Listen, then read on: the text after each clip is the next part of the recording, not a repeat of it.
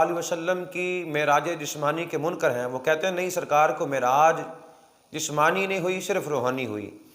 تو میرا ان سے پہلا سوال یہ ہے کہ اگر معراج روحانی تھی تو پھر براق کی کیا ضرورت تھی؟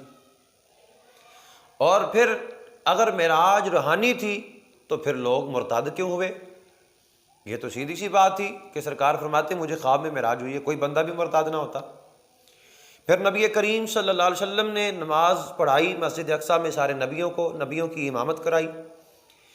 نماز کے اندر قیام، رکوع، سجود، جلسہ قومہ، تشہد وغیرہ، یہ وہ ارکان ہیں جو روح اور جسم کے مجموعے کے بغیر ادا نہیں ہو سکتے۔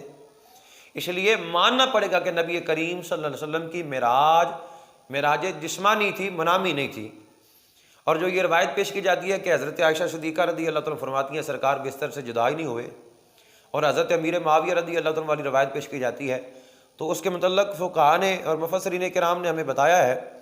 علامہ سید محمود آلوسی بغدادی رحمۃ اللہ علیہ آپ روح المعانی میں فرماتے ہیں کہ یہ روایت صحیح نہیں ہے، اور اسی طرح عارف باللہ علامہ احمد بن ساوی مالکی رحمۃ اللہ علیہ فرماتے ہیں یہ روایت مردود ہے، کیونکہ اس وقت تک تو حضرت عائشہ صدیقہ رضی اللہ تعالی عنہا سرکار کی نکاح میں ہی نہیں آئی تھی، اور حضرت امیر معاویہ رضی اللہ تعالیٰ ابھی تک مسلمان ہی نہیں ہوئے تھے، تو پھر ان کو کیسے پتہ چل گیا کہ سرکار بستر سے جدا ہی نہیں ہوئے تھے؟ تو اس لیے یہ روایت مردود ہے، اور یہ ماننا پڑے گا کہ سرکار دو عالم صلی اللہ علیہ وسلم کی معراج جسمانی تھی۔